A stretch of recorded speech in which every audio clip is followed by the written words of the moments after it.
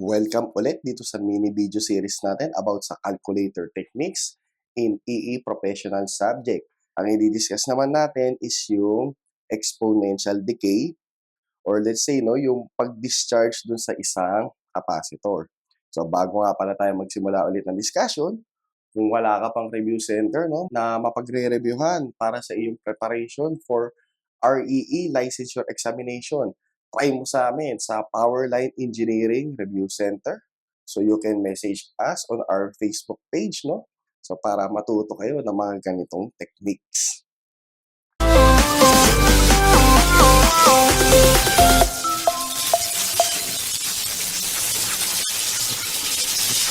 So ngayon, tuloy na natin ang discussion. So doon sa last episode natin, di ba, ang nag-focus tayo doon sa exponential growth, okay? So both exponential growth and decay is gumagamit ng mode 3.5 or yung exponential regression, okay? Para dito naman sa episode na to, ayan nga, yung pag-discharge natin sa capacitor. So ang formula natin, let's say para do sa voltage or do sa charge, yung V or Q, ayan, di ba? V is equals dun sa initial V or yung initial voltage bago siya i-discharge. Tapos E raised to negative T all over RC. So gawin natin ngayon, iparallel natin yan sa equation ng mode 3.5. At ano ba yung mga madidiscover natin? Okay? So yung mode 3.5, di ba, is Y is equals to A, E raised to B, X.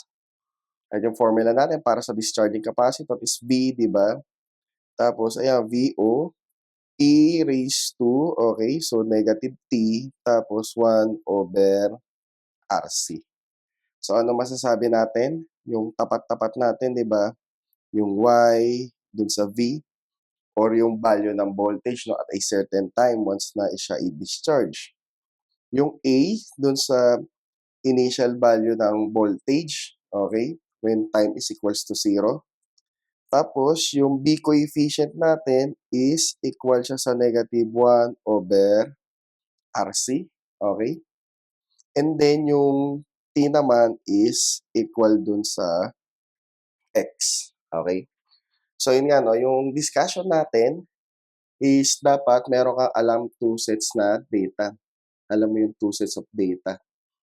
Okay? So, kung meron kang 2 sets of data at pinapattern mo siya sa mode 3.5, magagawa na siya ng exponential curve. Okay?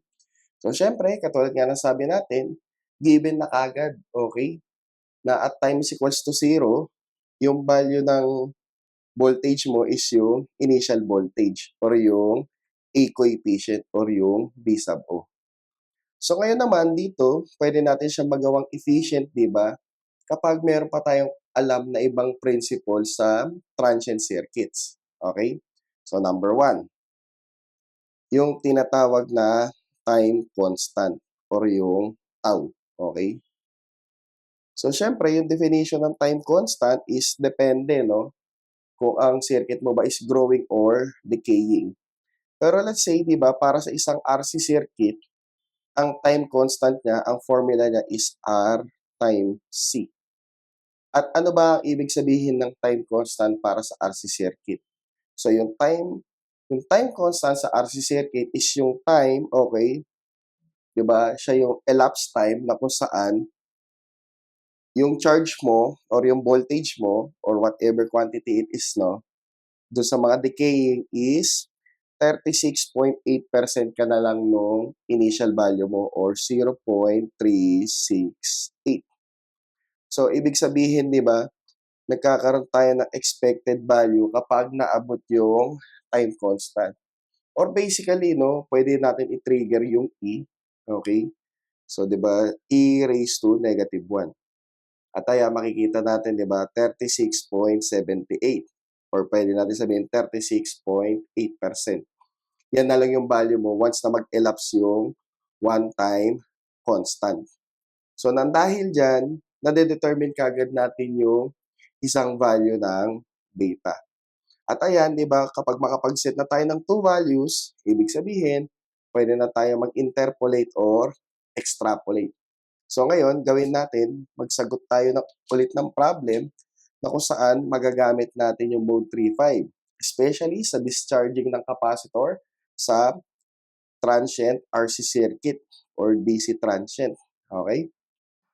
So sabi nga natin, no, may talagang binabagayan lang talaga yung mga yung mga Caltech, depende dun sa type ng given mo, or pwede mag-work around ka pa bago mo siya mapagana. Okay? So yan, problem number 9. So meron daw tayong capacitor na na-charge no ng 100 volts. So ayan yung initial voltage niya. And then dinischarge daw ito sa 50 kilo ohm resistor, and then banggit siya. If the time constant of the circuit is 0.8 seconds, determine the blah blah blah. Okay, so wait. Di ba sabi nga natin, kapag meron kang one-time constant at naabot mo yun, yung value mo na lang is 36.8% nung initial. Or pwede, idikit natin yung initial na yan at i-multiply natin sa e raised to negative 1. Kaya di ibig sabihin, predetermined agad natin yung sets of data natin. Kasi at time is equals to 0, meron tayong 100 volts. And then at time is equals to 0.8 seconds, meron tayong 36.8% ng 100 volts. So with that, madali na lang natin sasagutan itong letter B at letter D. So tandaan, no, ayan, ang sasagutan lang po natin dito is yung B tsaka D kasi pasok sila dun sa Caltech natin. Okay?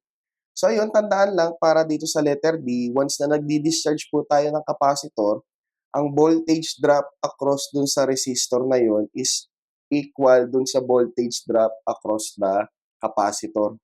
Siyempre, di ba kapag dinischarge mo siya, lalabas parallel sila eh. At sabay-sabay na nadi-discharge yung voltage.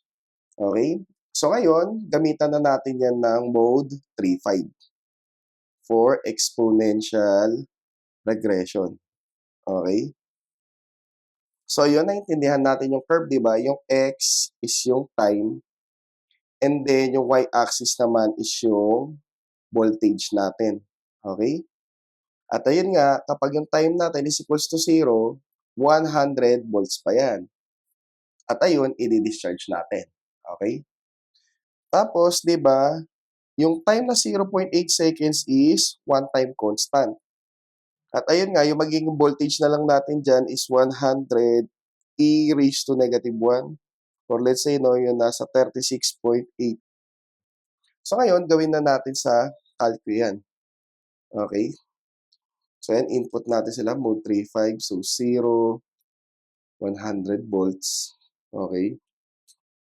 And then 0.8 seconds. Tapos yung 100 multiply sa e raised to negative 1. Okay? Tapos ayan, press CA or AC. So ngayon, di ba yung letter B, ano daw yung time kapag daw yung capacitor voltage is nag-fall sa 20 volts. So tandaan, yung time nga is x-axis. So ang gagamitin natin is x hat. So bali magiging itsura niyan, 20 volts, tapos yung expected na value of time, okay, is equals to. So gagawin natin, tatype natin yung 20, and then iti-trigger natin yung x hat. So bali gagawin natin, apps, regression analysis, at yung x hat, which is nasa 4. So yan, ano yung value ng time natin kapag yung voltage is 20 volts. So yan is equals, so ang sagot natin is 1.287 seconds. Okay? So yan yung answer niya. Kapag yung voltage is ano na lang, 20 volts na lang. So 'di ba ang bilis ma-discharge. So ayun, pagdating naman sa letter D, ano daw yung voltage drop across the resistor when the capacitor has been discharging for 1 second. So ito naman 1 second. Eh kung 1.287 seconds, 20 volts, kung 1 second, malamang mas mataas ng onti sa 20 volts, no? Ayun nga, kapag nagdi-discharge tayo, lalabas yung VC is equals to VR. Dahil hinahanap natin is 1 second, di ba? Yung voltage. Ano nga ulit yung voltage? Y. Kaya gagamitin natin is Y hat. Dahil 1 second ng time, ganito magiging itsura niya. 1 Y hat. At ayan, magkakaroon na tayo ng voltage kapag yung time is 1 second. So yan, hugutin natin ulit. So 1 apps and then 8 for regression analysis. And then yung Y hat is 5. At ayan, kapag in-equals na natin, makukuha na natin yung voltage. At ayun, nga, 28.65 volts. So, tama nga. Dahil mas mababa siya sa 1.287 seconds, malamang dapat mas mataas siya sa 20 volts. So, ayan yung ano natin, no? Yung Caltech natin para sa exponential decaying, katulad ng isang capacitor na dinidischarge through a resistor. So, hope no na nakatulong sa inyo tong discussion na to. Okay? Para sa Caltech. At kung meron pa kayong makikita na same principle, no? Or same pattern na kung saan pwede mo siyang ipasok sa exponential regression. Ayan, pwede mo siyang gawan ng Caltech doon sa mode 3.5 at i-harness ang mga regression analysis nito. Pero syempre, huwag kalimutan, di ba? Dapat kahit papano, minsan nagagawa nating napaparallel natin no, yung dalawang equation para nalalaman natin kung sino yung mga magkakatapat. Okay? So yun, see you na lang sa mga susunod na episode natin. No? Dalawa na lang yung natitira natin. At dito, lalabas na tayo ng stat mode. Kumbaga, yung nahuhuling dalawa natin is talagang nag-derive tayo or inayos natin ng onte, no? Para magamit natin yung ibang function para dun sa specific topic na yun. Okay? So, ayun. See you na lang sa susunod na episode. Bye!